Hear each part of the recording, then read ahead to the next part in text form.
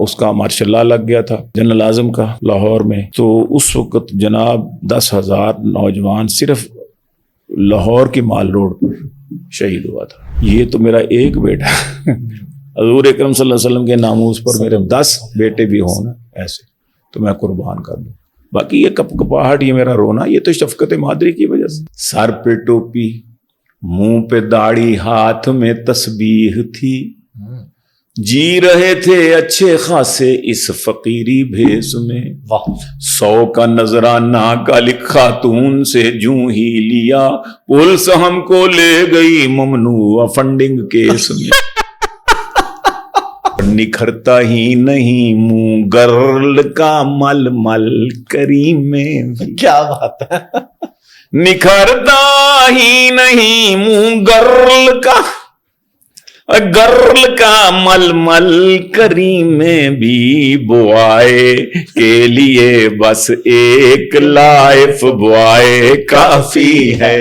آل India مشاعروں میں اس وقت بھی شرکت کرتے تھے، فلمی گیت بھی لکھے، ساحر لدھیانوی اور شکیل بدایوں انہی کے ساتھ مل کے، مکیش نے اور شمشاد بیگم نے بڑے گیت ان کے گائے ہوئے تھے۔ تو جس وقت یہ کرتارپورہ بارڈر کھولا ہے تو قادیانیوں نے بھی جشن منایا اور سکھوں نے بھی جشن منایا۔ اس لیے پھر وہ مفتی صاحب کے بھی مجھے الفاظ یاد ہے کہ ہمیں تم سے اس لیے پیار ہے کہ تمہارے باپ سے پیار ہے۔ اس پر مولانا صاحب کا مجھے ڈانٹ بھرا فون آ گیا، کیا میں سن رہا، خبردار گئے۔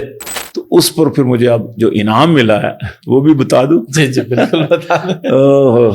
اب یہ انعام ملا مجھے اس کا کہ مولانا صاحب نے کہا کہ آپ میرے ساتھ جائیں گے۔ فیصل آباد میں کسی انڈسٹریلسٹ کے بچی کی شادی تھی، اس نے 1 مہینہ پورا شادی کے فنکشنز کیے۔ پاکستان کے جو سب سے مشہور قوال اس وقت، آپ سمجھ جائیں گے، میں نام نہیں لیتا ہوں، میں بھی ادھر کے اسی علاقے کے۔ انہوں نے کہا جی کہ وہ آئے تھے تو ان کو تو ایک رات کا انہوں نے 55 lakhs دیا۔ بالکل، میں کہا 55 لاکھ؟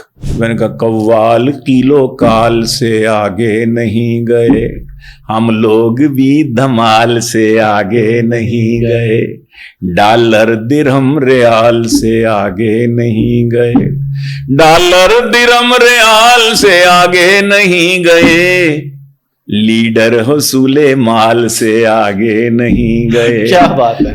میں نے کہا سچ کہو روزے میں تم نے یہ سماں دیکھا نہیں، واہ، سچ کہو روزے میں تم نے یہ سماں دیکھا نہیں، کیا ابو بکر و عمر کو بھی وہاں دیکھا نہیں۔ مکہ بھی مقدس ہے، مدینہ بھی مقدس، مرنا بھی مقدس، یہاں جینا بھی مقدس، مرنا بھی مقدس، یہاں جینا بھی مقدس، اس ذات کی ہے خاک کفے پا بھی مبارک، وہ جسم مقدس وہ پسینہ بھی مقدس۔ السلام علیکم جی، حافظ احمد پوڈ کاسٹ میں خوش آمدید۔ اور آج میرے ساتھ جو شخصیت موجود ہیں، پورا پاکستان انہیں جانتا ہے، پوری دنیا میں جہاں جہاں اردو بولی اور سمجھی جاتی ہے لوگ انہیں جانتے ہیں۔ ان کی پہچان بہت سے حوالوں سے ہے۔ آپ لوگوں کے ذہن میں یہی ہوگا کہ ہم مزاحیہ باتیں کریں گے، مزاحیہ شاعری ہوگی، یقیناً ہوگی، لیکن آخر میں ہوگی۔ ان کی شخصیت کے بہت سارے پہلو ہیں، بڑا سنجیدہ پہلو بھی ہے، نعتیہ کلام بہت خوبصورت کہتے ہیں۔ پھر ان کے خاندان کی، ان کے والد صاحب کی جو خدمات ہیں تحریک ختم نبوت کے حوالے سے، اس پہ ہم لوگ آج ڈیٹیل میں بات کریں گے کہ ختم نبوت کا عقیدہ کیا ہے، اس پہ ان کے والد صاحب کی کیا کیا خدمات ہیں، کتنی جیلیں کاٹی، کتنے لوگوں نے جانوں کا نذرانہ پیش کیا، کیا کچھ ہوا۔ یہ بھی ہمارا آج کا اہم موضوع رہے گا۔ بینگ اے مسلم ہماری ذمہ داری ہے کہ ہمیں نبی دو جہاں صلی اللہ علیہ وآلہ وسلم کی ختم نبوت کے عقیدے کا پتہ ہونا چاہیے، اور یہ بھی پتہ ہونا چاہیے کہ اس عقیدے کے لیے ہمیں کیا کرنا ہے، اور جو لوگ پہلے گزر گئے وہ اس کے لیے کیا کر گئے ہیں۔ میرے ساتھ موجود ہیں جناب سید سلمان گیلانی صاحب۔ شاہ صاحب بہت شکریہ آپ کے ٹائم کا۔ وعلیکم السلام ورحمۃ اللہ۔ آپ نے مجھے بلایا، آپ کا بہت شکریہ۔ شاہ صاحب کیا خیال ہے، یہ ٹھیک رہے گا نا کہ مزاحیہ شاعری سے ہٹ کے بھی ایک پورا جہان موجود ہے، ایک پوری دنیا موجود ہے۔ میں چاہوں گا سب سے پہلے آپ ہمیں اپنے بچپن کے بارے میں بتائیے، پھر آپ کے والد صاحب اور وہ خدمات پہ بھی آئیں گے انشاءاللہ ہم لوگ۔ صحیح بات کہ آپ کی پیدائش کہاں کی ہے، تعلیم کہاں تک حاصل کی، پھر آپ اس طرف آئے کیسے یہ شاعری کی طرف؟ صحیح، میں لاہور میں پیدا ہوا، نسبت روڈ میں۔ پارٹیشن کے وقت ہمارے والد صاحب رحم اللہ امرتسر سے تشریف لائے تھے، اور ہمارے دادا دادی تائے چچے سارے پھوپھیاں زیادہ تر شادی شدہ ہی تھیں، بلکہ ساری ہی شادی تو تھا، 3 پھوپھیاں تھیں میری، ان میں سے ایک پھوپھی لاہور میں ہوتی تھیں نسبت روڈ میں. ہمارے پھوپھا جو تھے وہ لیکچرار تھے اس زمانے میں فارسی کے، ڈاکٹر ارشاد احمد ارشد. تو پھر پاکستان جب بن گیا تو 14 اگست کو جب وہاں سے قافلے آئے تو ان قافلوں میں سے یہ سارے بھی یہاں لاہور میں آئے. تو چونکہ بیٹی موجود تھی اس لیے دادا دادی اور ہمارے سارے ادھر ہی آ گئے. والد صاحب کو دادا ہمارے نے کہا رحم اللہ نے کہ آپ ایک دن مزید ٹھہرے. مولانا ثناء اللہ امرتسری مشہور عالم دین جو اہل حدیث، وہ بوڑھے تھے اور ان کا کوئی نرینہ بیٹا یعنی کوئی اولاد میں سے کوئی تھا نہیں ان کے پاس. تو انہوں نے کہا کہ ان کو لے کے آنا ہے تو آپ کل ان کو لے کے آؤ. تو والد صاحب کی ڈیوٹی انہوں نے لگا دی. تو مولانا ثناء اللہ صاحب کو گولیوں کی بوچھار میں والد صاحب اپنے حصار میں لے کے تانگے سے اسٹیشن پر لے کے آئے، امرتسر کے اسٹیشن سے. پھر وہاں سے بچا کے الحمدللہ 15 اگست کو پہنچے.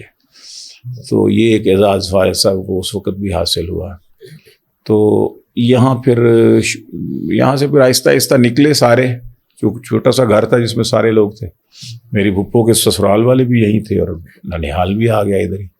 لہٰذا پھر والد صاحب کو ادبی حلقوں میں پہچان اس وقت بھی ہو چکی تھی. 27-28 سال عمر تھی اس وقت ان کی، یعنی سن 20 کی پیدائش تو 47 میں 27 سال کے تھے. تو آل انڈیا مشاعروں میں اس وقت بھی شرکت کرتے تھے. اور عطا اللہ شاہ صاحب بخاری امیر شریع رحمہ اللہ کے ساتھ چونکہ رشتہ داری بھی تھی اور ان کے ساتھ وہ انگریز کے خلاف تحریک میں شمولیت بھی کی. اور پھر اسی دور میں شاہ صاحب کی تربیت میں رہے تو اینٹی قادیانی ایک جو ذہن بنا ہوا تھا بہت زبردست، انگریز اور اس کے خود کاشتہ پودے کے خلاف جہاد. تو یہ وہ چونکہ اس سے پہلے ہی یعنی پاکستان بننے سے پہلے ہی ان کی گھٹی میں تھا. تو لہٰذا وہ یہاں آئے تو شیخو پورہ میں ہمارے ادبی دوست وہاں لے گئے ان کو. چھوٹا شہر تھا وہیں پہ بس گئے، پسند آ گیا. تو تقریباً 47 میں ہوا، 49 میں ان کی شادی ہو گئی لاہور میں. وہ ہماری والدہ جو تھی وہ ادھر، وہ بھی مہاجر تھیں، وہ ادھر سے آئی تھیں فیروز پور سے آئی تھیں. تو وہ پھر ان کے ساتھ ان کی شادی ہوئی. تو بچہ جب پہلا ہوتا تو بعض دفعہ تو ہماری پھوپھو جو یہیں تھی تو یہیں پہ آئی ہیں. تو میری پیدائش یہیں پہ پھر ہوئی، لیکن بہرحال میری تعلیم و تربیت شیخو پورہ میں ہی رہی. تو والد صاحب کا چونکہ شاعرانہ ماحول تھا، وہ غزل بڑی اچھی کہتے تھے. آل انڈیا مشاعرے پڑھتے تھے، آل انڈیا ریڈیو مشاعرے پڑھے انہوں نے، حتیٰ کہ فلمی گیت بھی لکھے ساحر لدھیانوی اور شکیل بدایوں انہی کے ساتھ مل کے. اور ان کی مکیش نے اور کیا نام تھا اس کا، شمشاد بیگم نے بڑے گیت ان کے گائے ہوئے تھے. طلعت حسین نیا آیا تھا. اس قسم کے نا کوئی کافی سارے ان کے گیت، لیکن فلمی گیت تھے. اور وہ فلمیں کچھ ریلیز ہوئیں تو وہ پارٹیشن کے ہنگاموں کی نظر ہو گئیں، تو اس لیے ان کا یہ پہلو دب گیا. تو ادھر آ کے لاہوری رحمۃ اللہ علیہ سے بیعت بھی ہو گئے. تو وہ پھر جو ایک تھوڑا بہت تھا یہ شوق یا زبردستی جس طرح بھی ان کو لایا گیا تھا اس طرف، وہ بھی ختم ہو گیا پھر. تو پھر وہ ٹوٹلی یا تو غزل کہتے تھے یا پھر یہی مذہبی انقلابی شاعری. تو ماشاءاللہ تحریکوں میں، ہر تحریک میں، لیکن ہمیشہ اپوزیشن میں ہی رہے. اس لیے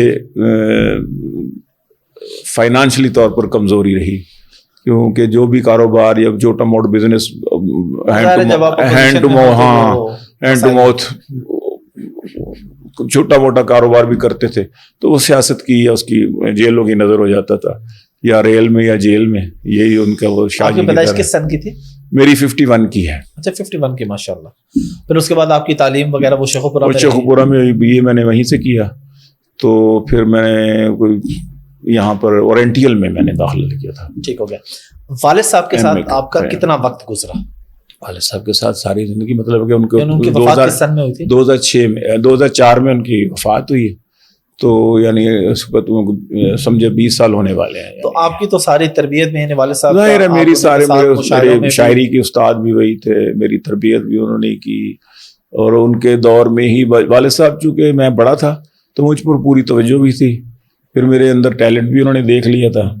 تو جب پہلے تو ہم ان کا کلام ہی پڑھا کرتے تھے جلسوں میں مشاعروں میں، اور پھر جب کالج میں گیا تو انٹر کالجیٹ مشاعرے وغیرہ شروع ہوئے، تو پھر میں نے کہا جی کہ مجھے یہ غزل لکھ کے دیں. انہوں نے کہا تیرے کو میں کیوں لکھ، میں تیرا نوکر لگایا، تیرے پیو دا نوکر لکھ خود لکھ. اب ہمیں تپانا شروع کیا انہوں نے. تو مجھے یاد ہے کہ پہلا طرح مشاعرہ ہوا تھا، ہے جستجو کے خوب سے ہے خوب تر کہاں، مرزا اس کا حالی کا بڑا مشہور مصرع.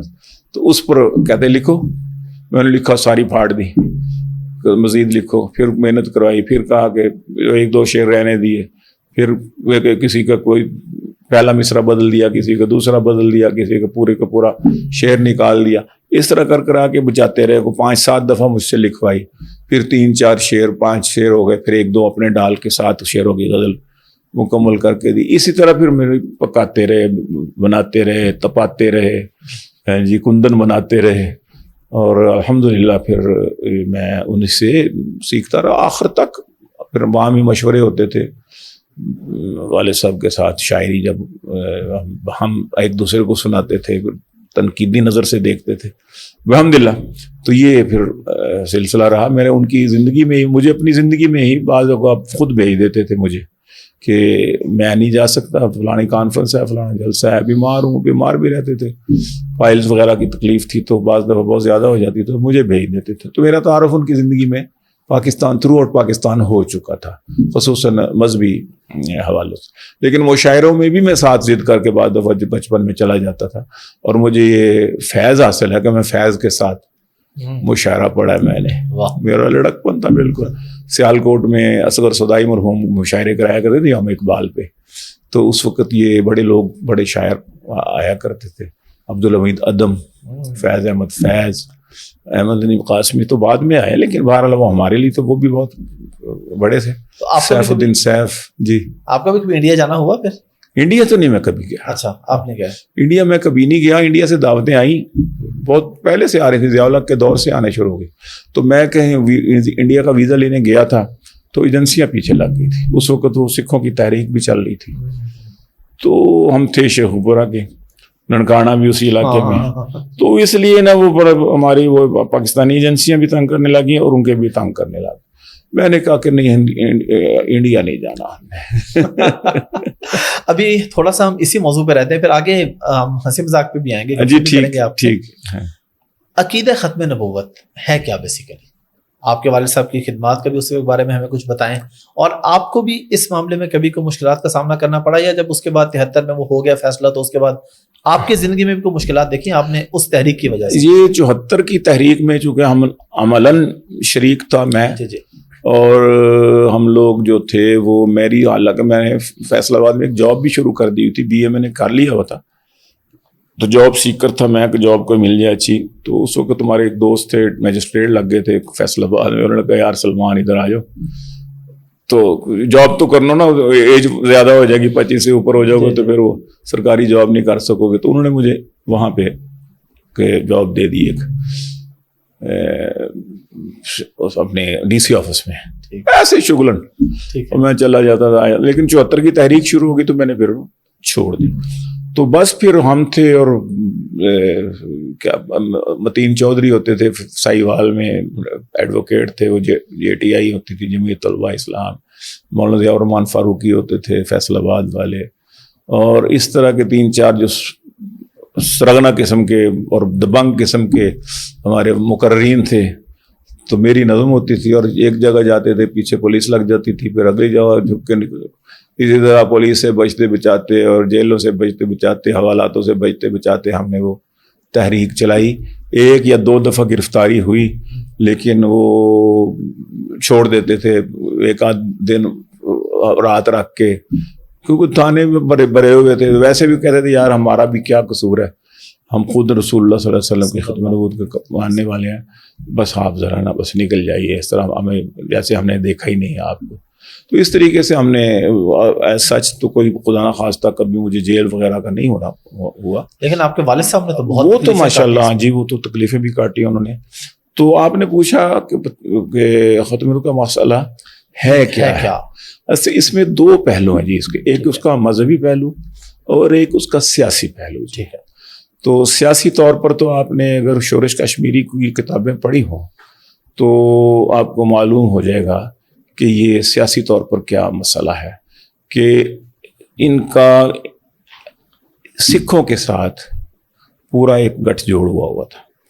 گرداسپور کے ضلع میں قادیان تھا نا، تو یہ اپنے مردے بھی وہاں پر امانتاً دفن کرتے ہیں، یہ ربوے میں جو ان کا ربوہ تھا جس کو. تو یہ بھی جب اکھنڈ بھارت کی تحریک چلائی تھی انہوں نے، یہ ایک وقت آئے گا کہ پھر پاکستان ہندوستان ایک ہوگا، تو ہم امانتاً یہ مردے دفن یہاں کر رہے ہیں، پھر ان کو قادیان لے جایا جائے گا. تو اس حوالے سے ان کا سکھوں کے ساتھ بھی ایک گٹھ جوڑ ہوا، جس کا شورش کشمیری نے بھی ذکر کیا کہ اگر قادیانی گورنر بنتا ہے تو وزیر اعلیٰ جو ہے وہ مرزائی ہوگا، اور اگر گورنر جو ہے وہ مرزائی ہے تو وزیر اعلیٰ سکھ ہوگا. جب یہ بن جائے گا، جب یہ ہو جائے گا، اور اس کے لیے انہوں نے کہا تھا کہ یہ جو کرتارپورہ ہے اس کو استعمال کیا جائے گا. تو جس وقت یہ کرتارپورہ بارڈر کھولا ہے تو قادیانیوں نے بھی جشن منایا اور سکھوں نے بھی جشن منایا، اور یہ انہوں نے کہا کہ ابتدا ہو چکی ہے اب ہمارے یہ اکھنڈ بھارت ہونے کی اور ایک ہی اس کو کرنے کی. تو دوسرا یہ کہ قادیان کا جو راستہ ہے وہ کشمیر جانے کا واحد پٹھان کوٹ کے راستے یہی راستہ ہے، ضلع گرداسپور میں پنجاب کے. اگر آپ اس وقت سر ظفر اللہ نے جو کیا تھا ریفرنڈم جب ہوا ہے کہ پاکستان کے میں کون سے علاقے داخل ہوں گے، تو اس میں ضلع گرداسپور پاکستان میں آ رہا تھا، مسلمانوں کی اکثریت تھی. تو اس وقت سر ظفر اللہ کی تجویز کے مطابق اس نے کہا کہ ڈکلیئر کرو کہ ہم نان مسلم ہیں. تو چونکہ قادیان وہاں تھا اور بہت ساری آبادی جو تھی وہ قادیانی ہو چکی تھی، تو انہوں نے اس وقت ڈکلیئر کیا کہ ہم وی آر ناٹ مسلمس. تو انہوں نے اپنا پلڑا ڈالا ہندوؤں کے اس میں، ہندوستان کے حق میں. تو جب اس کا ریفرنڈم ہوا تو نان مسلم ادھر ہو گئے، مسلم ادھر ہو گئے. تو جب نان مسلم ادھر ہو گئے تو جو گرداسپور تھا ضلع تھا وہ انڈیا میں چلا گیا. جب وہ انڈیا میں چلا گیا تو آٹومیٹکلی وہ جو قادیان تھا وہ انڈیا میں رہا، اور گرداسپور وہ کشمیر کا جو راستہ تھا واحد بری راستہ وہ انڈیا کے پاس چلا گیا. ہمارے پاس صرف فضائی راستہ رہ گیا کشمیر کا، جی، یا پھر دور سے ادھر سے جا کے تو یہ آزاد کشمیر کے راستوں سے ادھر سے جا آپ اندر جائیں. تو یہ معاملہ تھا. تو یہ تو اس کا ایک سیاسی پہلو تھا جو کہ بھٹو صاحب کو سمجھایا مولانا تاج محمود اللہ اقوالو نے اور جناب مولانا آغا شورش کشمیری نے سن 74 میں، جو پہلے کسی حکمران کی سمجھ میں نہیں آیا تھا. وہ الحمدللہ ان دونوں نے، مولانا لال حسین، مولانا لولاک والے جو تھے تاج محمود صاحب، انہوں نے اس کا مذہبی پس منظر سمجھایا اور شورش نے سیاسی سمجھایا، دونوں چیزیں سمجھائیں. انہوں نے کہا کہ یہ ختم نبوت کا معاملہ کوئی کچا ایسا معاملہ نہیں ہے کہ اس کو اگنور کر دیا جائے. اس پر کشمیر کمیٹی جب پاکستان ہندوستان کی بنی تھی تو علامہ اقبال اس کے ممبر تھے، اور اس کا چیئرمین کون بنا تھا؟ مرزا بشیر الدین محمود. یہ تھا اس وقت کا علامہ اقبال پر محنت ہوئی رحم اللہ علیہ پر، اور اس کو اس کے خاندان کو قادیانیت کے قریب لے آئے تھے، اور اس کا سگا بھائی قائد علامہ اقبال کا قادیانی ہو گیا تھا. اس کی اولاد اب بھی قادیانی ہے. لیکن علامہ اقبال پر نظر پڑ گئی علامہ انور شاہ کشمیری رحمہ اللہ کی. انہوں نے کہا علامہ کدھر جا رہا ہے تو؟ پھر اس نے لکھا وہ نبوت زمانے کے لیے برگ حشیش، جس میں شوکت و عظمت کا پیام کیا ہے وہ شعر ہے. تو یہ اس کا ایک سیاسی پہلو تھا. تو مذہبی پہلو یہ ہے کہ ختم نبوت ہی تو عقیدہ، ایسا عقیدہ ہے جس پر ساری بنیاد ہے ملت کی، ملت اسلامیہ کو جس نے واحد کیا ہوگا، اکٹھا کیا ہوگا. اور آج بھی جب کبھی کوئی اس کا مسئلہ ہوتا ہے، ختم نبوت کا ایشو بنتا ہے، تو ہمارے چار فقہی مسالک جتنے بھی ہیں وہ سب اکٹھے ہو جاتے ہیں اس مسئلے پر.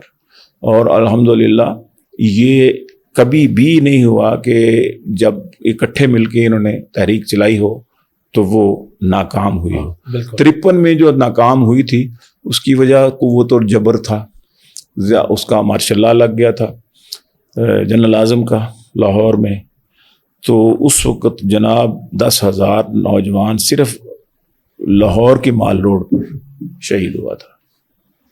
اللہ. سن 53 کی تو تحریک تھی. صرف 10,000 صرف لاہور میں, اور کل پورے پاکستان میں تقریباً 18-20 ہزار نوجوان شہید ہوئے تھے, جس میں گریبان کھول کھول کے گولیاں کھائی تھی لوگ, اور انہوں نے بے دریغ مارا جی.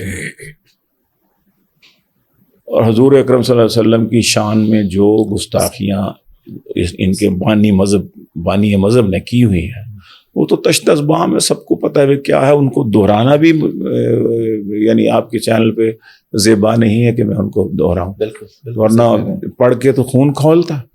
تو اس لیے رسول اللہ صلی اللہ علیہ وسلم کی آن جو ہے وہ ہر چیز سے بالا ہے, ان کا ناموس ہر چیز سے بالا ہے, اور اس پر تو سب کچھ قربان. والے سب ایک شعر پرانا جو ہے کوئی نظم کا کہ ان پر ہر شے قربان میری دمادم مست کلن, قربان ان کے نالین پہ دونوں عالم, کیا شے ہے ہماری جان دمادم مست کلندر. یہ ان تحریکوں کی شاعری تھی جو میں بھی پڑھا کرتا تھا. تو ان کے نالین کے تسموں پر قربان ہے جی سارا کوئی. تو آپ کی ذات پر اور ان کی ناموس پر معاذ اللہ حملے ہوں اور ہم خاموش بیٹھے ہوں تو پوری تاریخ اسلام کی دیکھ لیں آپ کہ جہاں پر ناموس رسول اکرم صلی اللہ علیہ وسلم کا تقاضا ہوگا تو پھر اس کی سزا وہی ہے جو نعرہ لگایا کرتے ہیں لوگ. تو اس لیے یہ والد صاحب کے سرشت میں اور گھٹی میں تھا, وہ ٹریول کر کے ہمارے جینز میں بھی, ہمارے پاس بھی وہی چیز آ گئی ہوئی ہے. ہم جہاں بھی جائیں کوشش یہی کرتے ہیں کہ ہم ختم نبوت کا حوالہ ضرور دے دیں. میں نے اپنے گھر کے نیم پلیٹ پر ختم نبوت زندہ باد پہلے لکھواتا ہوں, میں جہاں پر بھی ماشاءاللہ لکھتا ہوں. آپ کے والد صاحب ظاہر جب اس تحریک میں بہت زیادہ تھے, پھر جیلیں, پھر سزائیں, اس طرح کی چیزیں, تو عام طور پہ جو گھر کی خواتین ہوتی ہیں, خاص طور پہ جب ماں ہوتی ہے یعنی آپ کی دادی, وہ نہیں, انہوں نے کسی نے کچھ کہا نہیں کہ بھائی چھوڑو پرے بس ٹھیک ہے, دل میں محبت ہے کافی ہے, یہ کیا آئے جی بیوی ہے, بیٹی ہے, ماں ہے. میرے دادا چونکہ فوت ہو چکے تھے اور پولیس میں تھے, تھانے دار تھے, ریٹائرڈ ہوئے, تو شاہ جی کے ساتھ رشتہ داری تھی اور قریبی رشتہ داری تھی, کوئی دور کی رشتہ داری بھی شاہ جی کے ساتھ, اور محلہ بھی ساتھ تھا امرتسر میں, تو اس لیے اکثر آنا جانا بھی تھا. تو یہ تو کبھی ہو ہی نہیں سکتا تھا نا جی کہ ہمارے گھر والے, ہماری دادی اماں یا ہمارے دوسرے چچے تائے وہ کمزور پہلو دکھاتے اپنا اس حوالے سے, کیونکہ ان کے اندر تو ویسے ہی آگ بھری ہوئی تھی نا جی. میں بتاتا ہوں کہ والد صاحب کے اندر اتنی آگ تھی کہ ایک دفعہ امرتسر میں رات کے ٹائم کوئی تبلیغی جماعت آئی ان کی مسجد میں, اس مسجد میں وہ ٹھہری آ کے, تو ایک دگا دوڑا پٹھان تھا, اس میں بوڑھا تھا, اس نے والد صاحب, اس کو رات وہاں جلسہ تھا کوئی, تو والد صاحب نے کوئی نظم پڑھی, تو وہ پٹھان نے کہا اللہ کا کیا کر رہا ہے, تو نظم پڑھ رہا ہے, تیرا ٹھکانہ یہ نہیں ہے, تیرا ٹھکانہ میرے ساتھ ہے. اس نے کہتے ہیں اس کی زبان میں اتنا جادو تھا, اتنی مٹھاس تھی کہ میں اس کی باتوں میں آ گیا. اس نے کہا میرے ساتھ چل, مجھے قائل کر لیا, میں گھر میں چلا گیا, گھر جا کے بتایا بھی نہیں کسی کو. میں نے اپنا بستر چھوٹا سا بنایا, اپنا تکیہ وکیہ رکھا اور اپنے کپڑے 2-3 رکھے سوٹ, اور میں نے اپنی گنڈڑی گانٹ سی اٹھائی ہیں جی, اور میں مسجد میں آ گیا صبح فجر کی نماز سے پہلے. تو میں نے دیکھا کہ وہ جماعت تو ہے ہی نہیں. تو میں نے مؤذن سے, صفائی والے سے پوچھا, میں کہا ویئر دے گون, انہوں نے کہا جی پتہ نہیں, راتوں رات وہ چلے گئے. مجھے کہا کہ صبح فجر میں بھاگیں گے یہاں سے, تو اب وہ خود چلے گئے. اس نے کہا جی اصل میں وہ مخبری کوئی ہو گئی تھی ان کی, انگریزی فوج آئی تھی بعد میں, پولیس آئی تھی.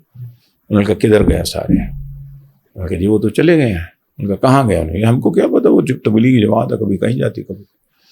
تو اخباروں میں آیا جی کہ فقیر اے پی, بہت بڑا فریڈم فائٹر تھا وہ, فقیر اے پی, وہ خدا کے بندے, وہ یہاں آیا ہوا تھا, وہ مجاہدین بھرتی کر رہا تھا انگریز کے خلاف, اور تبلیغی جماعت کی آڑ میں آیا ہوا تھا. اور والد صاحب کو اس نے کہا کہ تم ادھر کدھر پھرتا ہے, خو چائے چل ہمارے ساتھ ادھر آؤ. تو وہ فقیر اے پی تھے، مجھے قبائلی علاقوں کے وہ تھا، اور اس نے وقت پر ڈالا ہوا تھا، مصیبت ڈالی ہوئی تھی انگریز کی فوج کو، اور وہ انڈر گراؤنڈ حملے کرتے تھے اس طرح. تو والد صاحب رحمہ اللہ جو تھے نا، وہ کہتے کہ میں تو اللہ نے میرے ساتھ کام لینا تھا ایسا، تو مجھے اس لیے عملاً اس جہاد میں نہیں بھیجا، لیکن اس کی جو مانوی اولاد ہے انگریز کی یہ جو ہے قادیانیت، اس کے خلاف اللہ نے میرے سے کام لینا تھا، لہذا مجھے اس سے بچا کے اس طرح میری آواز سے اور میری شاعری سے اللہ نے یہ فائدہ پہنچایا کہ میں پورے ملک میں نے اپنی آواز سے اور اپنی شاعری سے اس تحریک میں اپنی لکڑیاں جھونکی اور اس کی آگ کو بھڑکایا. الحمدللہ. ہمارے مشترکہ دوست ہیں مولانا شاہد عمران عارفی صاحب. جی وہ ایک واقعہ ہمیشہ سناتے ہوتے ہیں، ابھی آف دی ریکارڈ بھی ہے، تو آپ سنیں کیا وہ واقعہ تھا جیل جی. وہ واقعہ ایسا ہوئی؟ جی واقعہ ایسا کہ 53 کی جیل میں جب والد صاحب کو گرفتار کر کے لاہور لایا جا رہا تھا، تو راستے میں فوجیوں نے روک لیا ان کو. لاہور میں مارشل لا لگا ہوا تھا، تو فوجیوں نے ان کو روک لیا. تو گاڑی روکی تو وہاں فوجی چڑھا، بس میں نعرے لگ رہے تھے، ختم نبوت زندہ باد، ختم نبوت زندہ باد، کالی کملی والا زندہ باد. تو اب وہ بس روکی تو اس نے کہا کون نعرے لگا رہا تھا ادھر؟ میں نے کہا کہ سارے خاموش سے ہو گئے، بندوق اس نے کی ہوئی تھی یوں کر کے، بس روکی ہوئی تھی، کون نعرے لگا رہا؟ اب والد صاحب کا کہتے میرا گلا پہ بیٹھا ہوا تھا، نظمیں پڑھ کے تقریریں کر کے لوگوں کو شاد دلوا کے نکلو باہر. تو اب جب کوئی نہ بولا تو میں نے کہا کہ میں لگا رہا تھا. اس نے کہا اب لگاؤ. تو والد صاحب نے کہا میرا کالی کملی والا. پھر سب بولے زندہ باد، زندہ باد جاؤ گا. تو اس نے بندوق نیچی کر کے اتر گیا، کہتا وہ تو زندہ باد ہی ہیں لیکن مہربانی نعرے نہ لگاؤ، میں آپ جائیں، چھوڑ. اتر گیا. آگے جب پھر وہ جیل میں لے گئے اس کو، یہاں لاہور کی جیل میں لے کے آیا. تو کچھ دنوں کے بعد پھر ظاہر ہے کہ وہ ہمارے تایا جی لاہور میں ہوتے تھے، تو انہوں نے کہا کہ اماں جا کے تو امین کو مل آئے. تو اس نے کہا کہ چلیں ٹھیک ہے، اگر سہولت سے مل سکتے ہیں تو چیخ لیں، بیٹا کو دیکھ آتی ہوں، 3 مہینے ہو گئے ہیں تو چلو دیکھ آتی ہوں جا کے. تو والدہ بھی لاہور میں تھی ان دنوں میں. تو اس نے کہا چل بھائی. بہو سے کہا، میں 1.5 سال کا تھا تو میں گود میں تھا اپنی والدہ کی. تو وہ پھر ہمیں لے کے ہمارے تایا جی اپنی والدہ کو اور اپنی بھاوج کو اور اپنے بھتیجے کو یعنی مجھے پھر وہ جیل میں لائے. جیل سپرنٹینڈنٹ کے کمرے میں دفتر میں ملاقات کروائی. ٹھیک ہے. تو جب والد صاحب کو داخل کیا گیا ان کے کمرے میں آئے تو ظاہر والدہ تھی، اٹھی، بس ماتھے پر بوسہ لیا اور تھوڑی سی کپاہٹ محسوس کی نا. تو اس نے کہا کمزور لمبا ہے. جیل سپرنٹینڈنٹ نے کہا مولانا اماں روتی کیوں ہیں؟ یہ کاغذ اس پر سائن کر دو، اپنے بیٹے سے کہیں. تو ابھی میں سفارش کرتا ہوں حکام سے، تو تھوڑی دیر کے بعد یہ رہا ہو جائے گا، آپ ساتھ ہی لے جائیں. اس پر پھر وہ تڑپ اٹھی. انہوں نے وہ پھاڑا کاغذ اور کہا، اس کو پھاڑ کے یوں ان کے منہ پہ مارا. اس نے کہا شرم نہیں آتی؟ یہ تو میرا ایک بیٹا حضور اکرم صلی اللہ علیہ وسلم کے ناموس پر میرے 10 بیٹے بھی ہوں نا ایسے تو میں قربان کر دوں. باقی یہ کپاہٹ، یہ میرا رونا، یہ تو شفقت مادری کی وجہ سے، یہ تو فطری ہے. ہاں. تو کہتے میں بڑا پریشان تھا کہ میری ماں کہیں اس وقت کمزور نہ پڑ جائے تو میرے لیے مسئلہ بن جائے گا. تو کہتے میرا سینہ اور چوڑا ہو گیا. میں نے آگے لپک کے تو پھر والدہ کو سینے سے لگایا اور چوما ماتھا، اور میں نے کہا کہ ماں میری نے حق ادا کر دیا ہے. میری ماں تھی بھی کابل کی تھی نا، پٹھانی تھی اور اوپر سے ایمانی غیرت کا تقاضا. تو اس لیے یہ الحمدللہ ہماری والدہ کو بھی اللہ پاک نے پھر یہی حوصلہ دیا، کیونکہ علماء آتے تھے، بزرگ آتے تھے. لاہوری کی ملی ہوئی تھی، بیعت بھی کی ہوئی تھی والدہ نے لاہوری رحمہ اللہ کی. میں چھوٹا سا تھا جب شیخوپورہ تشریف لائے تھے لاہوری. ہاں جی. تو مجھے بھی اس کی گود میں دیا گیا، مجھے بھی دعائیں ملی ہوئی ہیں ماشاءاللہ. تو یہ واقعہ تھا. پھر اس کے بعد کہہ دیا کہ جب تک میں جیل میں اب آئے کوئی نہ مجھے ملنے. پتہ نہیں کتنی دیر ہے نا، تو کوئی پتہ نہیں ہوتا کسی کمزور لمحے کا. اس لیے کوئی مجھے ملنے نہ آئے، بس ٹھیک ہے، خیر خیریت ہے، سب ٹھیک. ہم دیکھتے رہتے ہیں کہ آپ مولانا فضل الرحمان صاحب کے ساتھ کافی قریب رہتے ہیں. جی اس جی کی بھی تحریکی وجہ بھی ہے کہ ان کے والد صاحب بھی مفتی محمود صاحب بھی وہاں سے آپ کا تعلق ہے, یا کیا وجہ ہے ان کے ساتھ آپ کے اتنے گہرے تعلق کی؟ ان سے گہرے تعلق کی بنیادی وجہ دو ہے جی.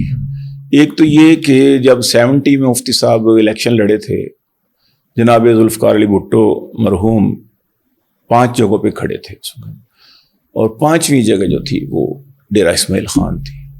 اور اس وقت جناب فارلینڈ, مسٹر فارلینڈ جو امریکی سفیر تھے, اس مجھے نام یاد ہے اس وقت کا, وہ بذات خود و نفس نفیس وہاں ڈیرہ اسماعیل خان میں ڈیرے ڈال لیے تھے کہ 4 سیٹوں کو تو پتہ ہے کہ بھٹو ول بی ونر, لیکن اس سیٹ کا مفتی محمود کا اسمبلی میں جانا یہ کوئی برداشت نہیں تھا اس وقت, کہ یہ مولوی لوگ یہاں آئیں گے, اسمبلی میں آئیں گے, تو یہ تو اپنا ایجنڈا لے کے آئیں گے اور پھر کیا کریں گے.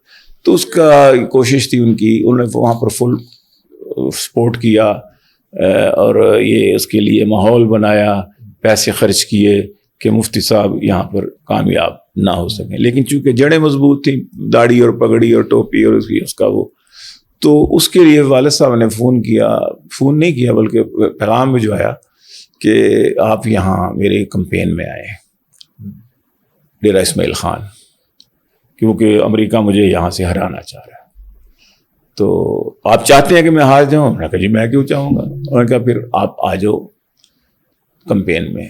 تو والد صاحب بیمار تھے ان دنوں, کافی بیمار تھے, آپریشن ہوا تھا ان کا کوئی پائلز کا. تو کہتے ہیں مفتی صاحب میں تو بیمار ہوں, میں تو در بستر اٹھ نہیں سکتا. کہتے اچھا اللہ کی مرضی, چلو سلمان کو بھیجو, 4-5 اس کو نظمیں لکھ کر دو انتخابی, وہ یہاں آئے میرے پاس. جب 70 میں گیا ہوں مفتی صاحب کی اس کمپین میں, اور لطف کی بات یہ ہے کہ مفتی صاحب اتنا خوش ہوئے کہ فرمانے لگے کہ آپ صبح جائیں گے ہم سخا کوٹ, وہاں پر حضرت مولانا عزیر علی صاحب, عزیر گل صاحب, جو کہ حضرت شیخ الہند کے ساتھ مالٹا میں اسیر رہے ہیں, حضرت مدنی رحمۃ اللہ مولانا حسین محمد مدنی کے جو ساتھ رضاکارانہ طور پر انگریز کے اس اسیری کے دور میں مولانا حضرت مدنی, حضرت مولانا شیخ الہند کی جو ساتھ گئے تھے, ان میں سے وہ حیات ہیں. اب صبح جا کے ان سے دعا کرانی ہے. تو مجھے یاد ہے مولانا صاحب میرے ساتھ, میں اس وقت یعنی 70 میں میں تھا 19 سال کا, تو مولانا سے 17 سال کے, تو ایک قسم کے ہم عمر تھے تقریباً. تو اس وقت سے پھر ایک تعلق, ایک دوستی سی بن گئی کہ یار یہ آیا ہے میرے والد کی اس کمپین کے, اور مہمان تھا میں ان کا. تو پھر مفتی صاحب کے ساتھ ہم لوگ, ایک گاڑی تھی, مولانا صاحب مفتی صاحب آگے بیٹھے, میں پیچھے بیٹھا, ڈرائیور تھا ایک, شاید وہاں میرے ساتھ کوئی اور دوست تھا, مجھے یاد نہیں دوسرا بندہ کون تھا حضرت کے ساتھ. تو ہم مولانا عزیر گل کی طرف گئے, پھر وہاں سے جا کے دعا منگوائی, میرے لیے بھی دعا فرمائی. اور مولانا عزیر گل نے یوں کر کے دیکھتے تھے, یہ بھی نیچے گرے ہوئے تھے, اتنا بڑھاپا تھا, اور لقمہ ان کے منہ میں خادم آ کے ڈالتے تھے. لیکن بس وہ عجیب منظر سا تھا, میں نے پہلی دفعہ اتنے نورانی بزرگ دیکھا تھا, جیسے کوئی کیا فرشتہ ہو نا, بالکل سرخ و سفید, اللہ اکبر, مدن میرے سامنے ہے.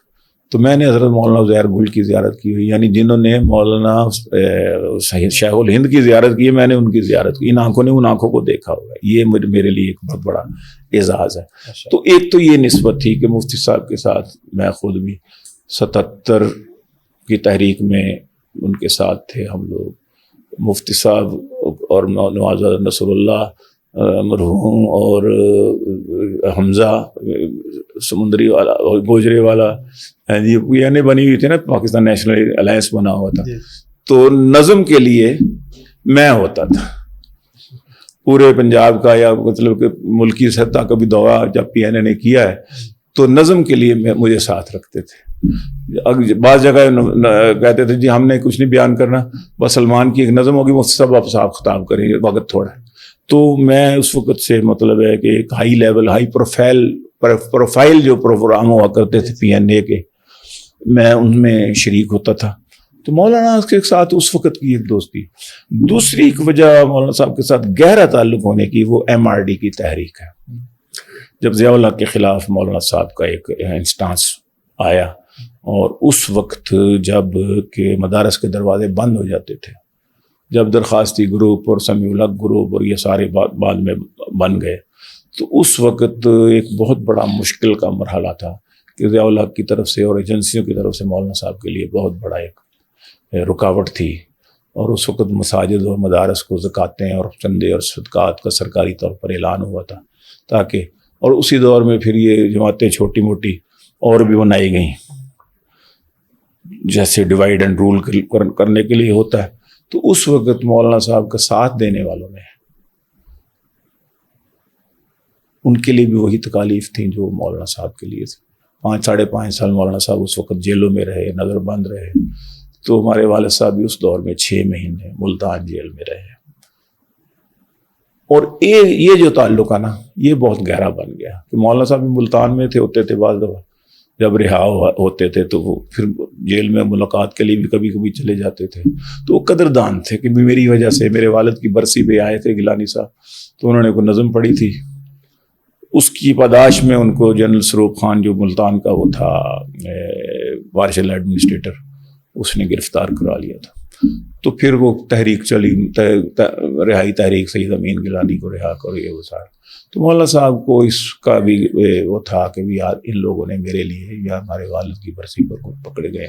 انہوں نے میرا اس وقت ساتھ دیا جب سارے مدارس کے محتمم بھی چھوڑ گئے تھے اور سختی کا دور تھا.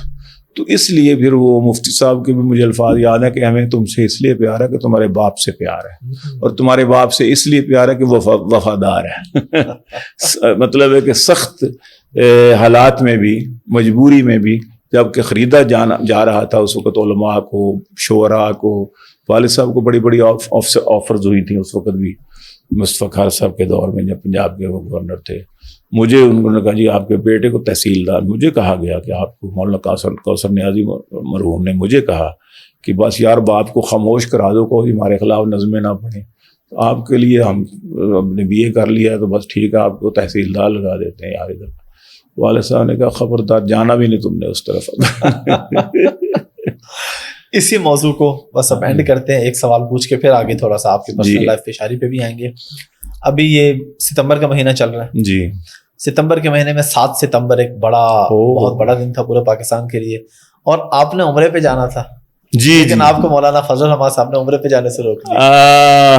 آپ نے میرا وہ کالم پڑھ لیا تھا. تو اس کی ذرا وجہ جی جی، کیا وجہ تھی؟ انہوں نے کیا؟ مجھے میرے ساتھ اللہ کا بڑا فضل ہے کہ میری فین فالوئنگ الحمدللہ کافی ہے، اور جوانوں میں بہت زیادہ ہے. تو نوجوان جو طبقہ ہوتا ہے وہ چاہتا ہے کہ بھی گیلانی صاحب سے جتنا بھی قریب رہیں اور ان کے ساتھ کوئی فیض اٹھائیں.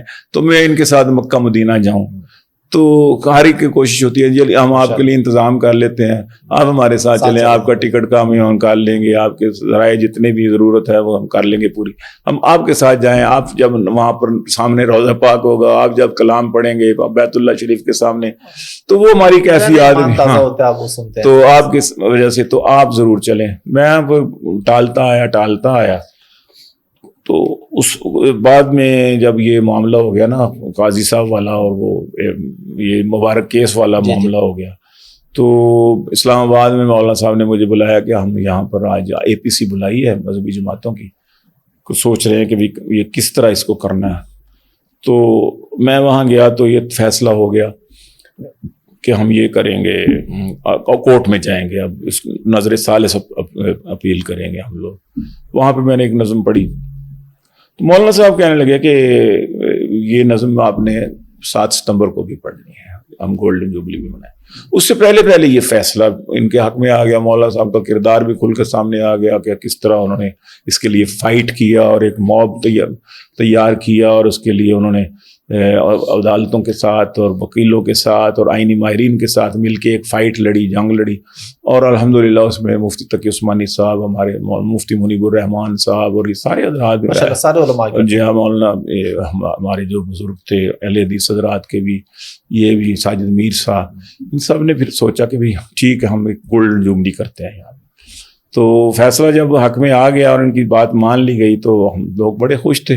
تو میں نے کہا کہ چلیں ٹھیک ہے، اب تو فیصلہ ٹھیک ہو گیا، اب میں نہ بھی ہوں گا اگر 7 ستمبر والے اس میں تو کوئی بات نہیں، اور اگر خدا نخواستہ اس کے برعکس ہوتا تو پھر میرا ہونا ضروری تھا. پھر میں نے آگ بھرنی تھی، پھر میں نے احتجاجی نظمیں پڑھنی تھی اور وہ لوگوں کو تیار کرنا تھا، موبلائز کرنا تھا کہ نکلو بھی، اب ہم نے بس نہیں ٹھہرنا، اب ہم نے لڑنا ہے.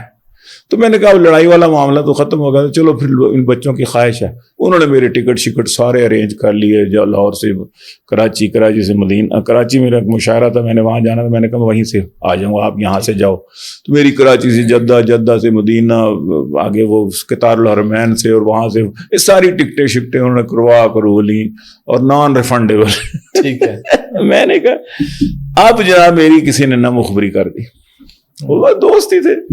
اس نے کہا جی ہم نے گیلانی صاحب سے کہا کہ یہ نظم آپ نے جو فیصل آباد میں پڑھی، اسی دن جس دن فیصلہ آیا قاضی صاحب والا، اس دن فیصل آباد میں ختم رود کانفرنس تھی ڈی گراؤنڈ میں. ٹھیک ہے. تو میں نے وہ نظم پڑھی تو بعض دوستوں نے کہا جی کہ آپ یہ نظم نا 7 ستمبر کو سنانا. میرے منہ سے نکل گیا کہ یار میں تو یہ ہوں ہی نہیں نا، اب تو فیصلہ آگ میں ہو گیا، اب تو بس وہ نارملی ہے نا، وہ جو گرما گرمی کرنی تھی وہ تو نہیں ہے. تو بہرحال میں اب جا رہا ہوں ان لوگوں بچوں کے ساتھ جنہوں نے میرا ٹکٹ کروایا. ٹھیک ہے. اس نے کہا وہ لو جی اچھا. اس نے کہیں مولانا صاحب کو بتا دیا، میسج کر دیا، ایسے شرارت کر دی. اس نے کہا جی ہم نے شاہ صاحب سے کہا کہ یہ نظم آپ نے وہاں سنانی ہے. اس میں بھی ذکر تھا مولانا صاحب کی اس جدوجہد کا، جو میں نے نظم پڑھی وہاں پہ فیصل آباد میں. تو وہ کہتے جی، انہوں نے کہا میں تو جا رہا ہوں. اس پر مولانا صاحب کو مجھے ڈانٹ بھرا فون آ گیا، کیا میں سن رہا، خبردار. تو میں نے کہا جی نہیں کہتے سوال ہے آپ نے سوچا بھی کیسے؟ 7 ستمبر ایک تاریخی دن ہوگا، 50 سالہ دن ہے. یہ ضروری نہیں کہ آپ نظم پڑھیں یا نہ پڑھیں اس کو بھی، لیکن وہ دن کو، اس دن کو مس کرنا آپ کی اور آپ کے والد صاحب کی ایک ہسٹری ہے، پوری جد و جہد ہے ختم نبوت کے لیے. اللہ کے بندے آپ اس کے بغیر خبردار آپ گئے، ورنہ وہاں سے بھی ڈانٹ پڑ جائے گی مدینے جا کے کہ یہاں کیوں آئے ہو. وہاں پر میری وہ گولڈن جوبلی منانے ختم نبوت کے فیصلے کی، اور تم یہاں آ گئے. اس بات نے مجھے ہلا دیا. میں نے کہا مولانا میں نہیں جاؤں، کچھ بھی ہو جائے میں نہیں جاتا انشاءاللہ. تو اس پر پھر مجھے اب جو انعام ملا ہے وہ بھی بتا دوں. جی بالکل بتا دیں. اب یہ انعام ملا مجھے اس کا کہ مولانا صاحب نے کہا کہ آپ میرے ساتھ جائیں گے. میں جا رہا ہوں اکتوبر کے بالکل حرمین کے سفر پہ ماشاءاللہ شروع میں، تو اب آپ میرے ساتھ جائیں گے. وہ ٹکٹ مجھے آ چکا ہے ماشاءاللہ. وہ میرے اس موبائل کے اندر ادھر بھی ہو گیا 7 ستمبر، یہ بھی ہو گیا ادھر بھی 7، اور ادھر بھی ماشاءاللہ العزیز. اب جناب ہم ان کے ساتھ اللہ تعالیٰ فضل فرمائے، رحم فرمائے. آمین. ابھی تھوڑا سا پھر تھوڑا شاعری کی طرف آئیں گے انشاءاللہ. ٹھیک. آپ نے کتنے ملکوں کا سفر کیا ہے، کتنی دنیا گھومے؟ ملکوں کو گنوں تو شاید 15 16 17 بانی جائیں، لیکن سب سے بڑا ہاتھی کے پاؤں میں سب کا پاؤں امریکہ. کئی دفعہ امریکہ سے وہی آئے ہیں، اور برطانیہ اکثر جانا آنا رہتا ہے. امریکہ میں جا رہا ہوں، 15 اکتوبر کو میری سیٹ ہوئی ہے. ٹھیک ٹھیک جی، مہینہ تقریباً وہاں پر مختلف اسٹیٹس میں کچھ مشاعرے ہیں. میرا اور وسیع شاہ صاحب کا وہاں پہ ہے ایک کوئی فنڈ ریزنگ ڈنرز ہیں. ٹھیک ہے. ان کے کیا نام ہے، یہ جو چلڈرن ریلیف پاکستان. ٹھیک ہے. ہاں جی، پاکستان چلڈرن ریلیف کے لیے عنوان سے PCR. اچھا، کسی ملک سے آپ کا مسئلہ بھی ہوا کہ کبھی آپ گئے اور انہوں نے کہا جی نہیں جی آپ واپس چلیں؟ ہاں جی، مجھے اس کے پیچھے بھی یہی لوگ تھے جن کے خلاف ہم کام کر رہے ہیں. جی اس کے پیچھے بھی یہی لوگ تھے. میرے پاس پہلی دفعہ کینیڈا کا ویزا آیا تھا. ٹھیک ہے. اور تقریباً یہ پچھلے سال کی بات ہے، زیادہ دیر کی بات نہیں ہے. تو وہاں پر ہوا یہ کہ میرے پاس امریکہ کا تو ویزا تھا. تو امریکہ کے ایئرپورٹ سے، نیو یارک کے لیوارڈیا ایئرپورٹ سے، لیوارڈیا نام ہے شاید، تو وہاں سے ہم نے کینیڈا کا لیا ہوا تھا، ٹکٹ لیا ہوا تھا. اور میرا اسپانسر بھی میرے ساتھ تھا. ٹھیک ہے. جنید جمشید مرحوم کے جو NGO ہے نا, جی جی, ان کا وہ جو پروپرائٹر ہے, ان کا جو CEO تھا نا, وہ میرے ساتھ تھے. انہوں نے مجھے وہ کیا تھا اسپانسر, تو بھی ساتھ تھے. تو وہاں گئے تھے ہم اس پہ بورڈنگ کارڈ لینے کے لیے کینیڈا کی فلائٹ کا. جی جی. انہوں نے کہا جی کہ آپ کا تو ویزا کینسل ہے. ہم نے کہا کیوں؟ اس نے کہا جی وی ڈونٹ نو, ہمیں نہیں پتا. ہم نے وہاں پر احتجاج وغیرہ کیا. کہ یہاں احتجاج کا فائدہ کوئی نہیں, اس لیے کہ ہم آپ کو اب انٹری تو دے ہی نہیں سکتے, کیونکہ ظاہر ہے کہ آپ کا اس میں ریکارڈ آ چکا ہے کہ آپ ان کو ویزا جو ہے کینسل ہو چکا. تو پھر وہاں پر پریشانی سی ہوئی, لیکن چونکہ میرے پاس امریکہ کا ویزا تو تھا, میں پھر وہاں رہا کچھ دن. ٹھیک ہے. اور پھر پتہ کروایا یہاں آ کے. تو انہوں نے کہا جی کہ جب وہاں آپ کا وہ جس دن پروگرام تھا اور آپ تو ان کے آپ کے وہ فلائرز وغیرہ اور آپ کے پوسٹرز وغیرہ اور وہ باہر نکلے ہیں اور لگایا انہوں نے, تو یہ پھر متحرک ہو گئے. انہوں نے کہا کہ جی یہ بندہ جو ہے نا یہ یہاں نہیں آنا چاہیے. انہوں نے پھر وہاں پر وہ آپ کی کوئی شکایات وغیرہ کی ہیں یا جو کچھ بھی ہے. تو یہ ہوا کہ پھر وہ میرے انہوں نے 5 سال کے لیے ویزا میرا کینسل کر دیا. باقی ایسا 1-2 دفعہ ہوا ہے کہ وہ ایمبیسی میں تھوڑی بہت کیوں نہیں. اچھا وہ ہمیں میں نے پھر اشعار سنائے ان کو. اچھا, ان کو وہ کیوں کہ ادھر جا کے سنانا ہے. مشاعرے آج کل بھی چل رہے ہیں ماشاءاللہ. صحت آپ کی بالکل ٹھیک رہتی ہے ماشاءاللہ. اللہ کا شکر ہے, الحمدللہ بہتر ہوں. مشاعرے آپ کی مرضی, آپ بتائیں یا نہ بتائیں, لیکن ہم کیونکہ سوال سب سے پوچھتے ہیں تو آپ سے پوچھتے ہیں, ایک مشاعرے کا کتنا چارج کرتے ہیں آپ؟ یہ کوئی طے نہیں ہے, پوائنٹ ٹو پوائنٹ ہے اس کا. اچھا. ہاں جی, آپ بلائیں تو ہو سکتا ہے آپ مجھے کہیں کہ یار آپ تو بہت ہی عزیز, بہت اچھا, بڑا مزہ آیا, یہ ہم آپ کو 1 لاکھ روپیہ آپ کا ہدیہ ہے.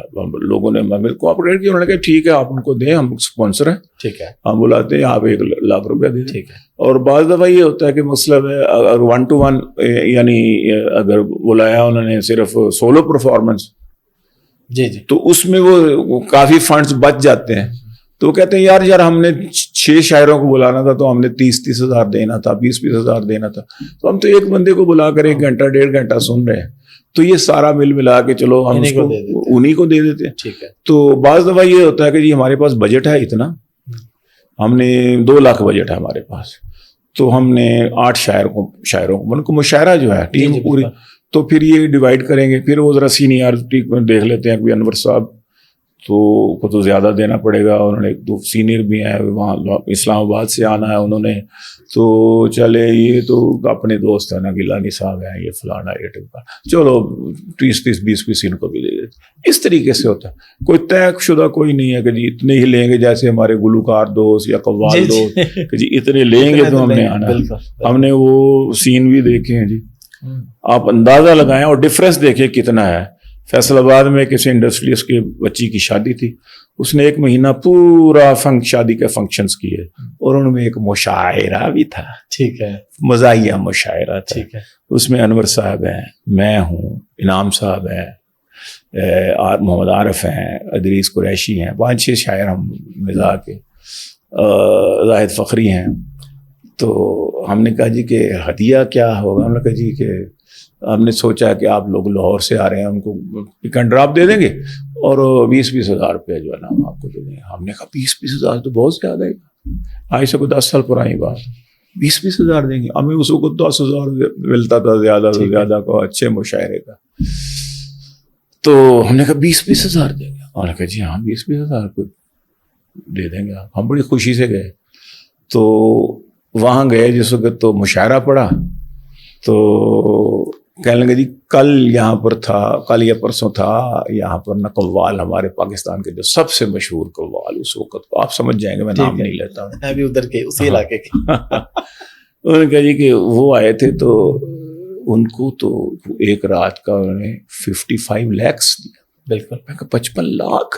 میں نے کہا یار 1000 ہوگا دماغ پر. 55 لاکھ. بالکل ایسے. وہ میں کہا یار 55 لاکھ. کہتے جی بالکل. یہ تو میں نے کہا یار اتنا ڈفرینس.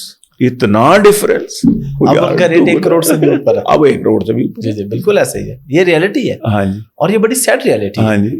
سیڈ ریالٹی ہے. پھر اسلام آباد CDA والوں نے مشاعرہ کرایا, ہم لوگ وہاں گئے تو ایک گلوکار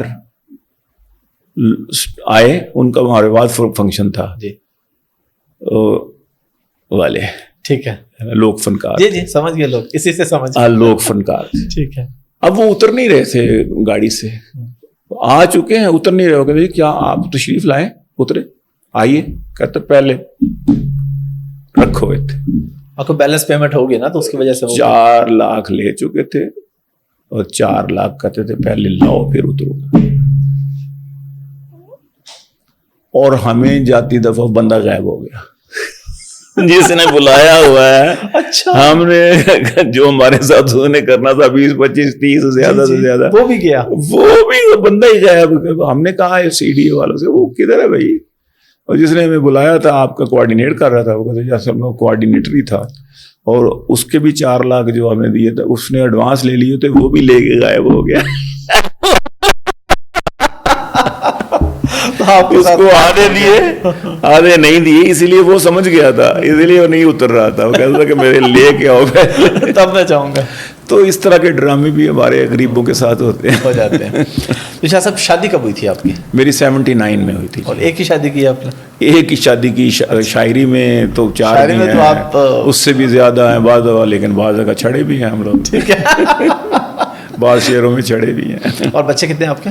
3 ہیں, 2 بیٹیاں 1 بیٹا. اچھا ماشاء اور اللہ. بیٹے کے ماشاءاللہ 3 بیٹے ہیں, بیٹی کے 2 بیٹے اور 1 بیٹی ہے ماشاء اللہ. اور تو آپ کا کوئی ارادہ ہے کسی اور شادی کا؟ نہیں, بس اب شاعری کی حد تک ہی بس.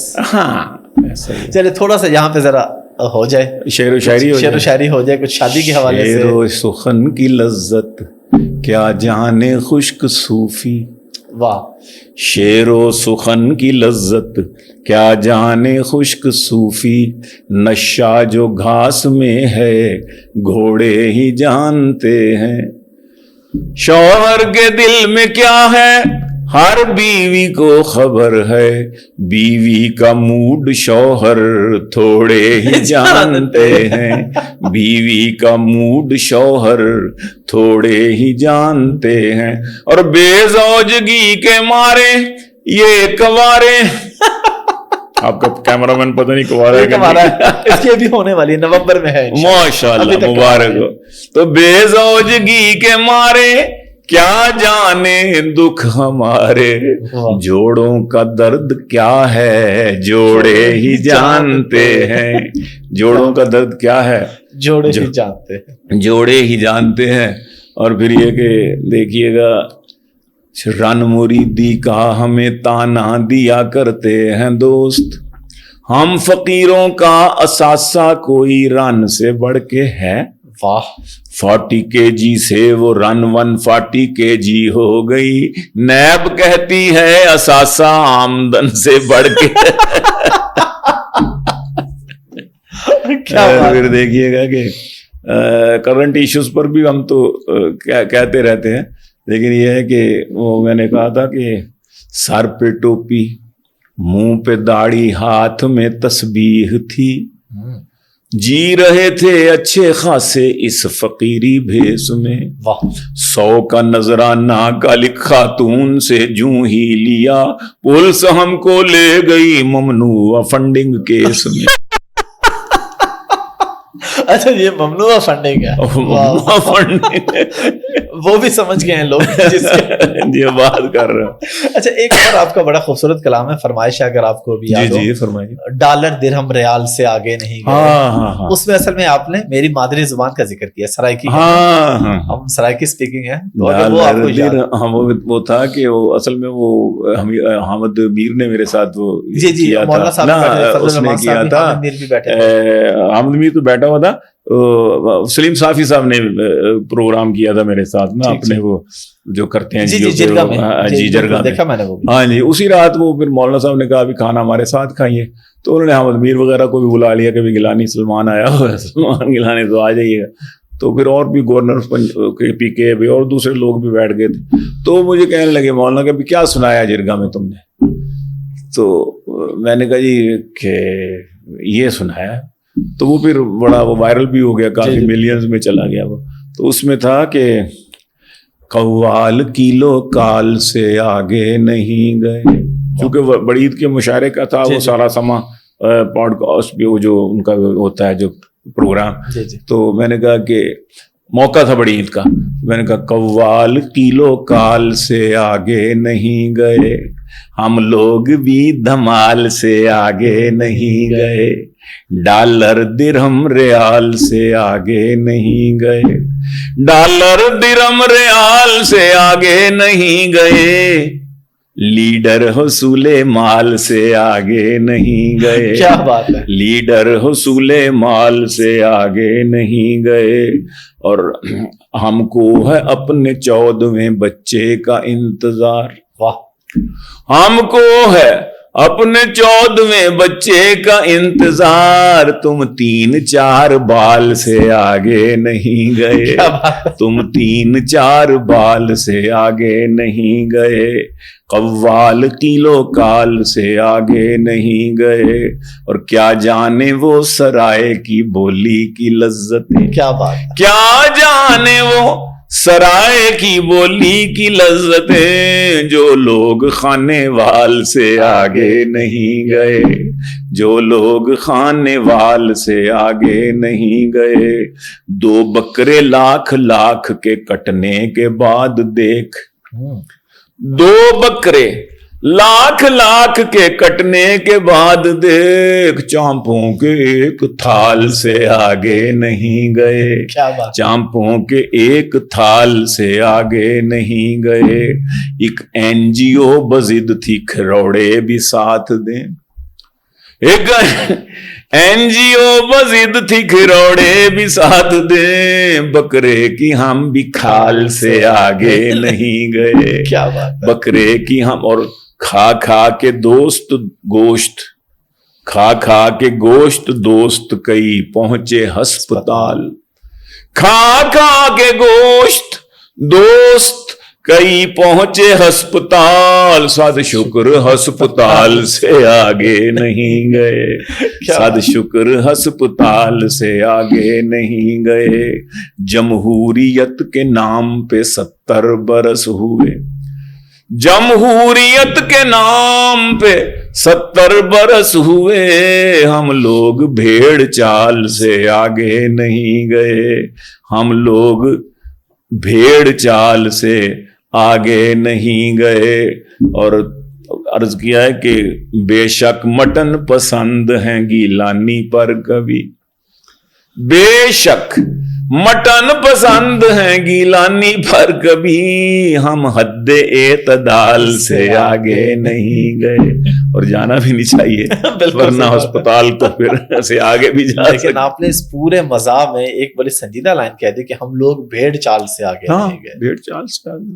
ایک اور ایک شعر تھا, ہم لوگ طوطا فال سے آگے. جی بالکل, وہ بھی کچھ تھا اس طرح کا. ایک اور آپ کی ہے بڑی مشہور, تیرا دیدار موبائل پہ ہی ہو جائے کافی ہے. تیرا دیدار موبائل پہ ہی ہو جائے کافی ہے, تیرا دیدار موبائل پہ ہی ہو جائے کافی ہے, کہ اب اس عمر میں اتنی بھی ہیلو ہائے کافی ہے. بڑھاپا آ رہا ہے تاڑا توڑی چھوڑ دی ہم نے. کیا بات, بڑھاپا آ رہا ہے تاڑا توڑی چھوڑ دی ہم نے, جوانی میں ہے جتنا کر لیا انجوائے کافی ہے. کیا بات, کبھی تو حد بھی تو کچھ ہوتی ہے نا, لیکن ان بوڑھوں کو اللہ تعالیٰ ہدایت دے. اللہ کی قسم, ان کو آپ دیکھیں صبح اسکول ٹائم پہ نکلتے ہیں, تھڑے پہ کھڑے ہو جاتے ہیں چوک میں, بچی جا رہی ہے اپنی پوتی کے برابر ہے, دور تک دیکھتے رہتے ہیں. بوڑھے ہو چکے, اللہ تعالیٰ. اور بوڑھے زانی کے بارے میں زیادہ مطلب مینشن کر کے اب اور تو کچھ نہیں, تو ہرس پاک کی نظروں کی نگاہوں کی, تو اس کی طرف اشارہ ہے کہ بڑھاپا آ رہا ہے تاڑا توڑی چھوڑ دی ہم نے, بڑھاپا آ رہا ہے ताड़ा तूड़ी छोड़ दी हमने, जवानी में है जितना कर लिया इंजॉय काफी है। और अर्ज किया कि मुझे थी चाह कॉफी की। वाह, चाह कॉफी की, क्या बात, चाह भी और काफी भी। काफी भी। मुझे थी चाह कॉफी की मगर तूने मेरी खातिर, वाह, मुझे थी चाह कॉफी की मगर तुमने मेरी खातिर बनाई है जो इतने प्यार से वो चाय काफी है। क्या बनाई है जो इतने प्यार से वो चाय काफी है। और किसी शैतान की अब क्या जरूरत है कि घर घर में, वाह, किसी शैतान की अब क्या जरूरत है कि घर घर में तबाही के लिए बस एक वाईफाई काफी है। तबाही के लिए, और निखरता ही नहीं मुंह गर्ल का मल मल करी में। क्या बात है। निखरता ही नहीं मुंह गर्ल का मलमल करी में भी बुआए के लिए बस एक लाइफ बॉय काफी है। बुआए के लिए बस एक लाइफ बॉय काफी है। मेरी राय न पूछो चार से शादी के बारे में। वाह, क्या बात है। मेरी राय ना पूछो चार से शादी के बारे में। मेरी राय ना पूछो चार से शादी के बारे में। जो ला दो तुम तो मुझको एक ईश्वरिया राय काफी है। जो ला दो तुम तो मुझको एक ईश्वरिया राय काफी है। अब गुरेज है, हम शायरों ने एक बहाना ढूंढा हुआ है, एक तरीका ढूंढा हुआ है कि जो चवल पीछे मार दिया ना उससे गुरेज का। बिल्कुल ठीक है। अब ये मैंने चवल मारी ना, एक बात है, उजरे गुना 72 गुना। कि मेरी राय ना पूछो चार से शादी के बारे में। जो ला दो तुम तो मुझको एक ईश्वरिया राय काफी है। अरे सलमान ईश्वरिया है पुजारन गाय माता की। क्या बात है। अरे सलमान ईश्वरिया है पुजारन गाय माता की। तेरे घर में जो है अल्लाह मियाँ की गाय काफी है। तेरे घर में जो है अल्लाह मियाँ की गाय काफी है, क्योंकि अभी घर भी जाना है। और उसी से राजी हो, उसी से खुश हो। एक चैनल पर गुजारा कीजिए।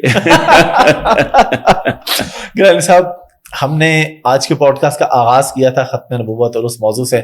मैं चाह रहा हूं कि दरमियान में जो कुछ हो गया, जैसे आपने कहा ना उज़र, तो मैं भी उस उज़र को अब आगे की हम खितामुहु मिस्क। हाँ जी, तो जो एंड है ना वो भी हम उन्हीं हस्ती पे करते हैं। तो कोई नातिया अशार, नातिया कलाम, एक तो हम बचपन में आपको बहुत सुना करते थे, मक्का भी मुकद्दस है मदीना भी मुकद्दस, अगर वो आपको याद हो, या कुछ और नातिया कलाम, या कोई ऐसी गजल, कोई ऐसा कलाम जिसमें कोई ना कोई दीन की निस्बत, नबी करीम सल्लल्लाहु अलैहि वसल्लम की निस्बत से कोई शेर हो, तो अता कीजिएगा। जी, मैं आपको अभी जो मैं लास्ट टाइम गया हूँ ना हरमैन शरीफैन रमज़ान शरीफ में, जी जी, तो वहाँ पर हमने एक वो कलाम लिखा था, और वहाँ पर रोज़े पे बहुत सारे उलमा से भी मुलाकात हो गई थी माशाल्लाह। तो उनको मैंने फिर गवाह बनाया। रात को हमने एक वहाँ पे प्रोग्राम किया, तो मैंने कहा कि आप हजरात थे सुबह हरम शरीफ में जी जी, रोज़े पाक के सामने, तो मैंने कहा सच कहो रोज़े में तुमने ये समा देखा नहीं। वाह, सच कहो रोज़े में तुमने ये समा देखा नहीं, کیا ابو بکر و عمر کو بھی وہاں دیکھا نہیں؟ واہ واہ واہ، کیا بات ہے، سبحان اللہ. کیا ابو بکر و عمر کو بھی وہاں دیکھا نہیں؟ آج تک امت میں آج تک آیا نہیں امت میں عثمان سا غنی. آج تک آیا نہیں امت میں عثمان سا غنی. حیدر کرار سا شیر جوان دیکھا نہیں. حیدر کرار سا شیر جوان دیکھا نہیں. حیدر آپ جیسا آسمانوں پر بھی کب کوئی ملا. بے شک آپ جیسا آسمانوں پر بھی کب کوئی ملا. آپ جیسا کوئی زیر آسمان دیکھا نہیں. سچ کہو روزے میں تم نے یہ سامان دیکھا نہیں؟ کیا ابو بکر و عمر کو بھی وہاں، اور جس نبی الانبیاء کی دھوم ہے کونین میں صلی اللہ علیہ وآلہ وسلم، جس نبی الانبیاء کی،